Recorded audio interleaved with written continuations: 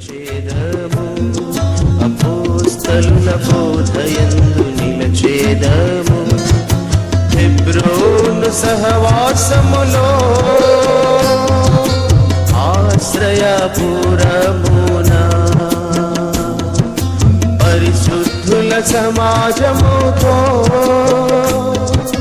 పరలోక పౌరులమై సజీవ సంఘముకు శిరస్సు ప్రభు క్రీస్తే, ఆత్మీయ దేహమున అంగములమయుంటిమి. సజీవ సంఘముకు శిరస్సు ప్రభు క్రీస్తే, ఆత్మీయ దేహమున అంగములమయుంటిమి.